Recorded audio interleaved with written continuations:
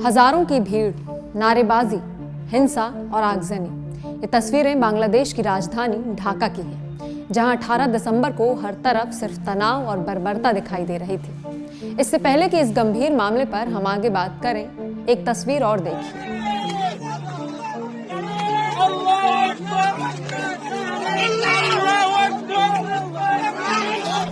ये आपको विचलित कर सकती है। एक शख्स जमीन पर गिरा पड़ा है और उसको सैकड़ों की भीड़ ने घेरा हुआ है। इसके बाद ये लोग उसे एक के बाद एक बुरी तरह से मारना पीटना शुरू करते हैं। अधमरी हालत में पड़े उस व्यक्ति के शरीर में कोई हरकत भी नहीं हो रही, लेकिन ये भीड़ तब भी नहीं रुकती। कोई पैरों से मार रहा है तो कोई उसके शरीर के ऊपर कूद रहा है। उसे तब तक पीटा गया जब तक उसकी जान नहीं चली गई। बुरी तरह से मार मार कर जान निकाल देने से भी जब मन नहीं भरा तो भीड़ ने बेरहमी की हदें पार कर दी। इसके बाद उसे एक पेड़ से लटकाकर जला दिया गया।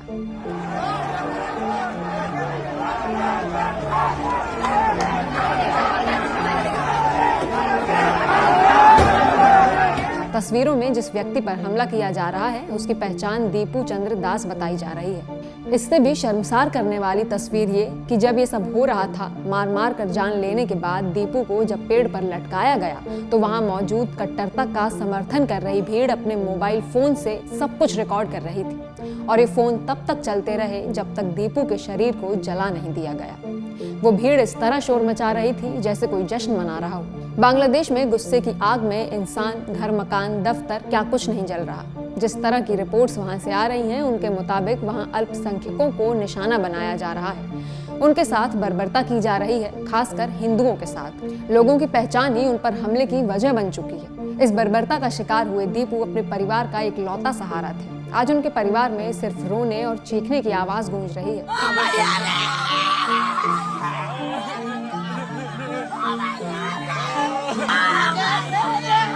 बांग्लादेश में हो रही हिंसा को किसी भी वजह से सही नहीं ठहराया जा सकता, लेकिन बीते दिनों जो कुछ भी बांग्लादेश में हुआ, उस्मान हादी पर हमला, उनकी हत्या, यही वजह है वहां हो रहे हिंसा की और आंदोलन की।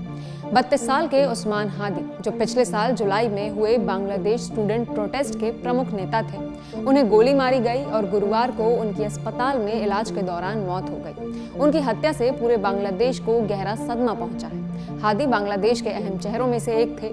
वो इंकलाब मंच के स्पोक्सपर्सन और आगामी चुनावों में ढाका 8 से इंडिपेंडेंट कैंडिडेट थे। उन पर 12 दिसंबर को मास्क पहने हुए गनमैन ने हमला किया। वो अपने चुनाव प्रचार के लिए बैटरी पावर्ड ऑटो रिक्शा में जा रहे थे, तभी गोली उनके सिर में लगी। धीरे धीरे उनकी हालत गंभीर हो गई। पहले उन्हें ढाका मेडिकल कॉलेज हॉस्पिटल ले जाया गया और फिर एवर केयर हॉस्पिटल में इलाज हुआ। डॉक्टर्स ने उनकी स्थिति गंभीर बताई। इसके बाद अंतरिम सरकार ने उन्हें सिंगापुर भेजा एडवांस ट्रीटमेंट के लिए, पर 18 दिसंबर को सिंगापुर की हॉस्पिटल्स में ट्रीटमेंट के बावजूद हादी की मौत हो गई। उस्मान हादी कौन थे और बांग्लादेश में वो लोगों के बीच कब और कैसे उभरे? दरअसल उस्मान हादी का जन्म 1994 में बांग्लादेश में हुआ था। शुरुआत में वो एक सामान्य छात्र थे, लेकिन पिछले साल 2024 के बीच से 2025 की शुरुआत तक वो अचानक बांग्लादेश की राजनीति में एक रेडिकल स्टूडेंट लीडर के तौर पर उभर कर सामने आए। दरअसल पिछले साल जुलाई में बांग्लादेश में बड़े पैमाने पर स्टूडेंट प्रोटेस्ट हुए। ये आंदोलन धीरे धीरे इतना बड़ा हो गया कि उसने 15 साल से सत्ता में रही प्रधानमंत्री शेख हसीना की सरकार को हिला दिया। इस आंदोलन का नतीजा ये हुआ कि 15 साल तक शासन करने वाली प्रधानमंत्री शेख हसीना की सरकार गिरी और उसका अंत हुआ। इसी आंदोलन के दौरान हादी एक फ्रंटलाइन लीडर बनकर उभरे और उनकी पहचान देश भर में बनी। हादी की राजनीति शुरू से ही एंटी इंडिया रही। वो भारत के साथ शेख हसीना सरकार के क्लोज टाइज के खुले तौर पर विरोधी थे। उन्होंने कई बार भारत के नॉर्थ ईस्ट को लेकर भड़काऊ स्टेटमेंट्स दिए और ऐसे मैप सर्कुलेट किए जिनमें ग्रेटर बांग्लादेश की कल्पना दिखाई गई थी। यही वजह रही कि वो भारत और बांग्लादेश दोनों जगह विवादों में रहे। शेख हसीना के सत्ता से हटने के बाद देश में चुनाव तक व्यवस्था संभालने के लिए मोहम्मद यूनुस के नेतृत्व में एक अंतरिम सरकार बनाई गई। ये सरकार 2025 की शुरुआत में अस्तित्व में आई। अंतरिम सरकार ने सत्ता में आते ही छात्र आंदोलन से जुड़े कई संगठनों की समीक्षा की। सरकार का फैसला था कि ऐसे संगठनों से जुड़े लोग आधिकारिक रूप से चुनाव नहीं लड़ सकते, लेकिन इसके बावजूद हादी ने पीछे हटने से इनकार कर दिया। उन्होंने किसी पार्टी के टिकट से नहीं बल्कि इंडिपेंडेंट कैंडिडेट के तौर पर ढाका 8 सीट से चुनाव लड़ने का फैसला किया और दिसंबर 2025 की शुरुआत में चुनाव प्रचार शुरू कर दिया। 12 दिसंबर को हादी की गोली मारकर हत्या कर दी गई। जब ढाका में इलाज संभव नहीं दिखा तो मोहम्मद यूनुस की अंतरिम सरकार ने उन्हें एयर एम्बुलेंस से इलाज के लिए सिंगापुर भेजने का फैसला लिया। वहां के अस्पताल में कई दिनों तक उनकी जान बचाने की कोशिश की गई, लेकिन गोली लगने के 6 दिन बाद यानी 18 दिसंबर 2025 को हादी की सिंगापुर के अस्पताल में मौत हो गई। हादी की हत्या और उसके बाद बांग्लादेश का हाल क्या है, ये इन तस्वीरों में साफ दिखता है। हादी की मौत की खबर आते ही ढाका और बाकी शहरों में बड़े विरोध प्रदर्शन शुरू हो गए। लोग अल्लाहू अकबर और भारत विरोधी नारे लगाने लगे। छात्र, आम लोग और राजनीतिक कार्यकर्ता सड़क पर उतर आए।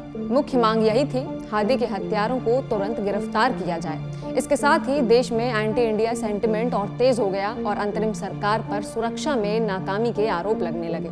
ढाका पुलिस ने हादी पर हमला करने वालों को पकड़ने के लिए की सस्पेक्ट्स की फोटोग्राफ्स जारी की और इन्फॉर्मेशन देने वाले को 5 मिलियन टका का इनाम यानी 38 लाख रुपए देने की घोषणा भी की। इस पूरे घटनाक्रम के बाद बांग्लादेश में सुरक्षा हालात और ज्यादा संवेदनशील हो गए। हालात को देखते हुए सरकार ने बॉर्डर सिक्योरिटी को हाई अलर्ट पर रख दिया ताकि किसी भी तरह की घटना को रोका जा सके। इन सब के बावजूद भी बांग्लादेश में हिंदू अल्पसंख्यक समुदाय सुरक्षित नहीं है। इसी दौरान छत्तोग्राम में भारत के असिस्टेंट हाई कमिश्नर के घर पर भी हमला हुआ। हमला बांग्लादेश के बहुसंख्यक लोगों ने ही किया। वहीं ढाका में देर रात आगजनी की कई घटनाएं सामने आईं। बांग्लादेश के 2 बड़े और प्रतिष्ठित अखबार प्रथम अलो और द डेली स्टार के दफ्तरों में आग लगा दी गई। इसके अलावा पूर्व मंत्री मोहिबुल हसन चौधरी नौफेल के घर को भी निशाना बनाया गया और उसमें आग लगा दी गई। इन घटनाओं ने पूरे देश को हिला कर रख दिया। अंतरिम नेता मोहम्मद यूनुस ने हादी की हत्या पर राष्ट्रीय शोक की घोषणा की ताकि इस हुई हिंसा और नुकसान पर संवेदना जताई जा सके और ये संदेश दिया जा सके कि हालात सामान्य करना सरकार की प्राथमिकता है। उन्होंने कहा कि नेशनल फ्लैग सभी सरकारी, सेमी गवर्नमेंट, प्राइवेट बिल्डिंग्स और बांग्लादेश मिशंस अब्रॉड पर हाफ मास्ट पर रहेगा। हादी की पत्नी और बच्चे की वेलफेयर की जिम्मेदारी सरकार उठाएगी। पिछले कुछ समय से बांग्लादेश की राजनीति में रेडिकल इस्लाम का असर बढ़ता हुआ दिख रहा है। इसका मतलब ये है कि कुछ समूह राजनीतिक और समाज को ज्यादा कठोर धार्मिक सोच की ओर ले जाने की कोशिश कर रहे हैं और तख्ता पलट के बाद इतना विद्रोह, इतना आक्रोश पहली बार देखने को मिला। बांग्लादेश की राजनीति में एक तरफ कट्टर सोच और हिंसा का खतरा बढ़ रहा है तो वहीं दूसरी ओर भारत से दूरी बनाने और पाकिस्तान के प्रति नरम या सकारात्मक रुख दिखाने वाले आवाजें भी तेज हो रही हैं। इसी माहौल में उस्मान हादी की हत्या ने हालात को और संवेदनशील बना दिया। हादी खुद एंटी इंडिया राजनीति के लिए जाने जाते थे, इसलिए उनकी मौत के बाद एंटी इंडिया सेंटिमेंट्स और भड़क उठे। कुछ लोगों ने बिना पुख्ता सबूत के ये आरोप लगाया कि हत्यारे भारत भाग गए हैं। वहीं कुछ प्रदर्शन में ये आरोप भी लगाए जा रहे हैं कि भारत उन लोगों को शरण दे रहा है जो बांग्लादेश में पॉलिटिकल वायलेंस के जिम्मेदार हैं। इस पर मोहम्मद यूनुस की अंतरिम सरकार ने भारत से सहयोग मांगा, लेकिन भारत के विदेश मंत्रालय ने साफ शब्दों में कहा कि हत्यारों का भारत से कोई संबंध नहीं है और ऐसी बातें फॉल्स नैरेटिव हैं जिन्हें फैलाया जा रहा है। भारत का कहना है कि वो बांग्लादेश के आंतरिक मामलों में हस्तक्षेप नहीं करता। उस्मान हादी की हत्या न केवल बांग्लादेश की राजनीति में उथल-पुथल पैदा कर रही है, बल्कि देश में anti India sentiments, student activism और रेडिकल पॉलिटिक्स की जटिल स्थिति को भी उजागर करती है। ये गुस्सा उस वक्त से और बढ़ा है जब से पूर्व प्रधानमंत्री शेख हसीना बांग्लादेश से भारत चली आईं। नवंबर में एक बांग्लादेशी अदालत ने शेख हसीना को क्राइम्स अगेंस्ट ह्यूमैनिटी का दोषी मानते हुए फांसी की सजा सुनाई थी। ये फैसला पिछले साल हुए स्टूडेंट लेड अपराइजिंग के दौरान छात्रों पर की गई हिंसक कार्रवाई के मामले में आया, जिसने आखिरकार उनके 15 साल के शासन का अंत कर दिया। शेख हसीना ने 5 अगस्त 2024 को हफ्तों तक चले छात्र प्रदर्शन के बाद हेलीकॉप्टर से बांग्लादेश छोड़ दिया। प्रदर्शनकारी उनके शासन को ऑटोक्रेटिक बताते हैं। ऐसे सैकड़ों परिवार हैं जिन्होंने इन प्रदर्शन में अपने अपने लोगों को खोया। उनके मन में आज भी बस यही सवाल है, क्या कभी शेख हसीना सच में न्याय के कटघरे में आएंगी? और भारत में उन्हें शरण दी गई है, जिसने वहां लोगों में भारत के प्रति नफरत बढ़ा दी है। जिस भारत ने 1971 में बांग्लादेश को आज़ादी दिलाने में निर्णायक भूमिका निभाई थी, आज उसी भारत को वहां दुश्मन की तरह पेश किया जा रहा है। इतिहास की विडंबना देखिए, जो कभी मुक्ति संग्राम का साथी था, उसे आज हर अशांति का जिम्मेदार ठहराया जा रहा है। शुरुआत में जिस शख्स की बात हमने की थी, दीपू, वो एक हिंदू थे, लेकिन शायद जिन लोगों ने बेरहमी से पीटकर उन्हें मौत की नींद सुला दी, वो ये भूल गए कि वो एक बांग्लादेशी नागरिक ही थे, और उससे पहले वो एक जीते जागते इंसान थे जिन्हें उनकी पहचान की वजह से जिंदा जला दिया गया, और न जाने ऐसे कितने घर आग में झुलसा दिए गए। बांग्लादेश में हो रहे इस टारगेटेड वायलेंस का भारत के साथ उसके रिश्तों पर क्या असर पड़ेगा, ये आने वाला वक्त बताएगा। लेकिन अगर अल्पसंख्यकों पर इसी तरह बर्बरता जारी रही तो ये एक देश के लिए, उसकी शांति के लिए खुद में एक बड़ा खतरा बनकर उभरेगा। आपकी इस पर क्या राय है, हमें कमेंट सेक्शन में बता सकते हैं। मेरा नाम है खुशबू और आप देख रहे थे जस्ट।